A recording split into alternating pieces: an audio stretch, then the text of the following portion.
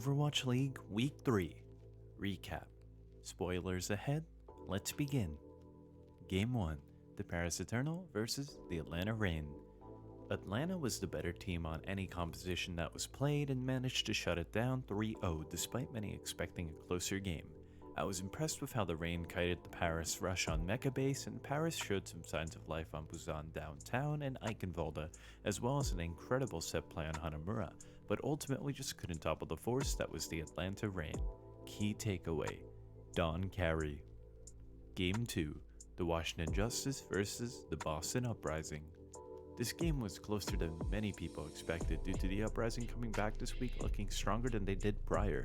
Although Boston still lost in the end, this game still brings hope that the Uprising will only continue to look better as the season progresses. They even managed to take a map due to the Justice's weakness on Rush, and I wonder if this will continue to be a sore point as the Justice plays more games.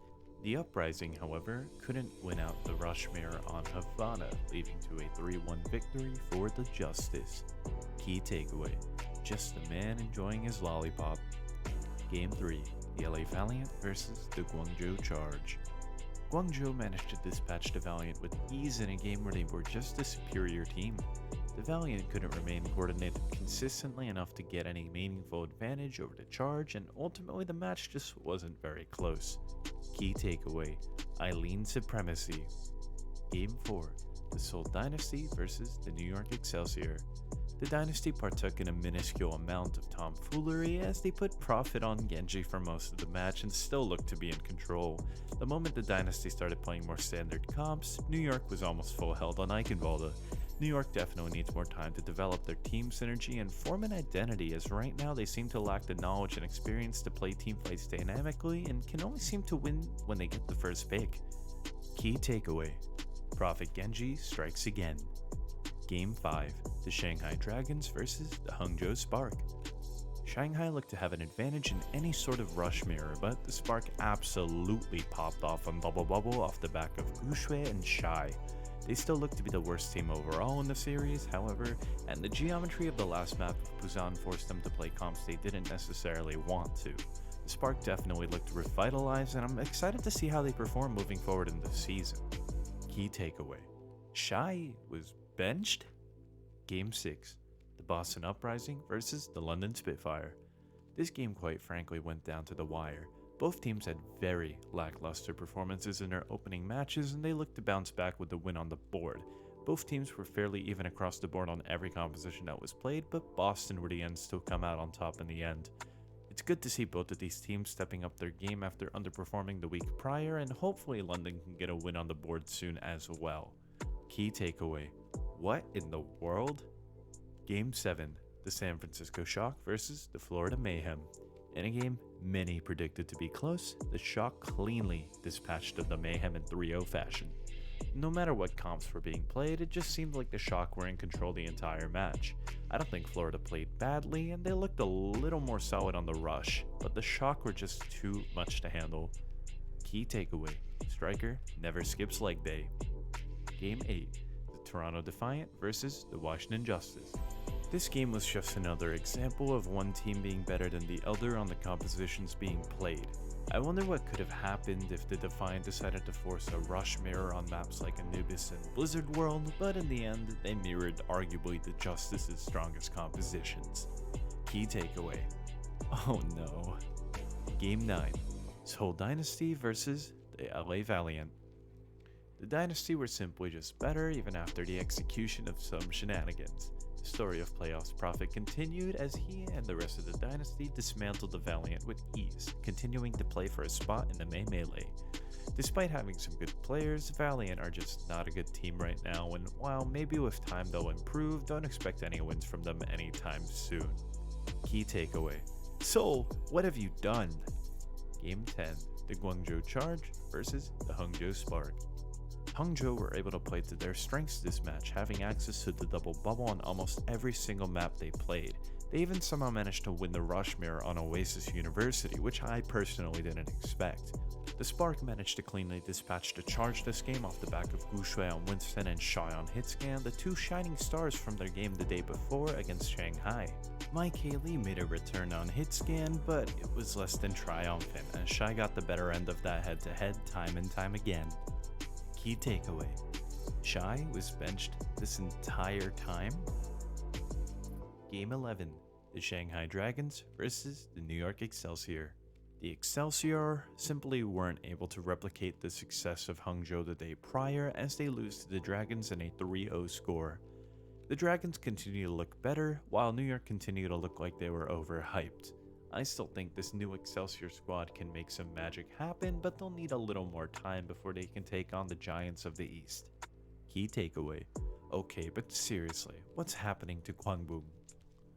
Game 12, the Florida Mayhem versus the Paris Eternal. This game was far closer than many people were anticipating. Florida managed to take map 1 by countercomping the rush of the Eternal, but once they took on the rush mirror on Anubis, things quickly went the other way. The Paris Eternal were able to match the Mayhem on ball poke comps as well, surprising many as Blizzard World came down to one final fight on point B, ultimately going the way of the Mayhem. Dorado was another nail-biter, but Yaki decided he had had enough and took that map into his own hands. Florida won the series, but the future success of the team is starting to look a little bit shaky. Key takeaway: first name Khan, second name Ij. Game 13, the London Spitfire versus the Toronto Defiant. This game went the opposite way in most people's minds, with Toronto somehow winning out the rush maps and London winning out the singular non-rush map. This game was down to the wire as 3 of the maps had rushes to primary composition. London managed to take it to the Defiant, but just couldn't win out in clutch scenarios time and time again. From Lijiang Tower to King's Row and beyond, the Defiant were able to clutch out more fights in those desperate situations, up to the very last C9. Key takeaway: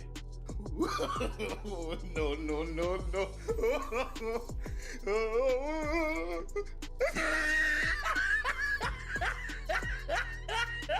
Game 14, the San Francisco Shock versus the Atlanta Reign. The Reign started off the match hot, outperforming Shock in the rush mirror, but the Shock managed to bounce back on a Wrecking Ball comp and evened up the series. The Reign managed to take yet another map, and it was at this point that the Shock somehow took it to another level to turn the match around and decisively win the rush mirror they were struggling in just a few minutes earlier. The Reign were desperate to close it out, but they were no match for the revitalized Shock, losing the series 3-2. This series highlighted just how good the Reign are at rush and also how clutch the Shock can be when pushed to their limits. Key takeaway: crisis averted. Game 15, the Shanghai Dragons versus the Philadelphia Fusion. In what many would consider to be an upset, the Dragons came back looking more like their former selves as they took down the previously unbeaten Fusion, who started off slow and went down one map early in the series in the rush mirror. For the Dragons, it still looked like they weren't 100% comfortable on rush, but anytime they were able to play a Winston or Wrecking Ball comp, they looked far more coordinated and far more clutch.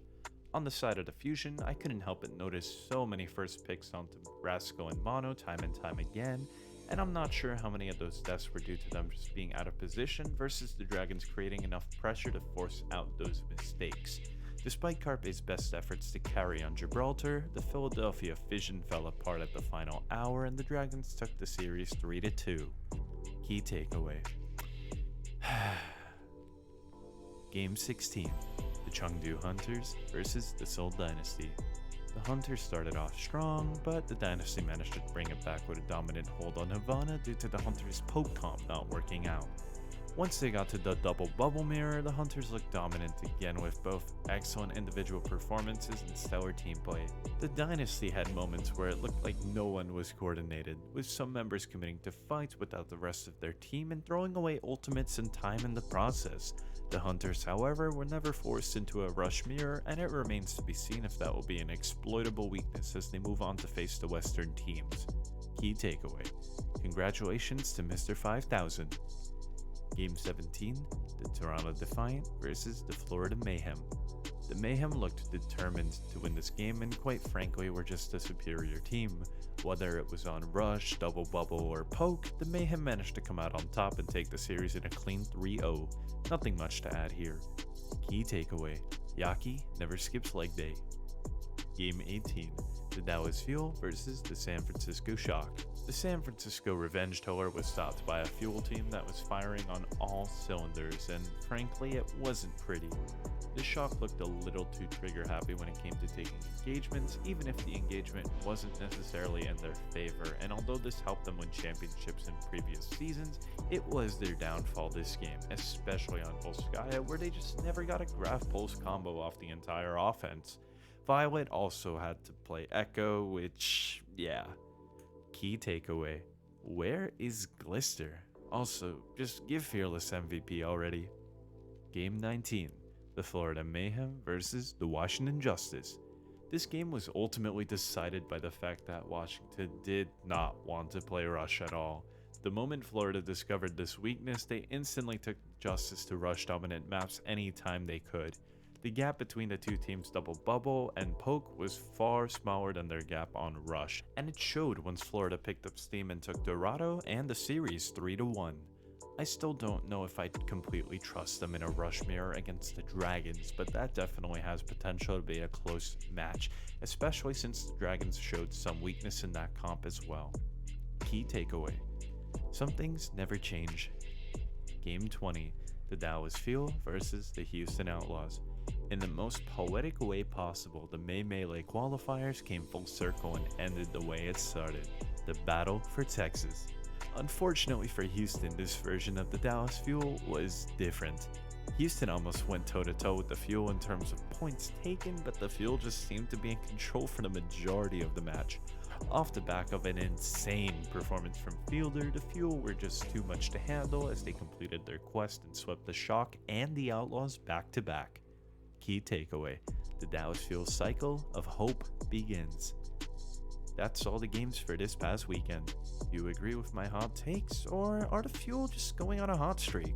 Let me know in the comments down below, and if you enjoyed the video, please consider liking this video and subscribing for more content just like this. Thanks for watching, and I hope you have a wonderful day.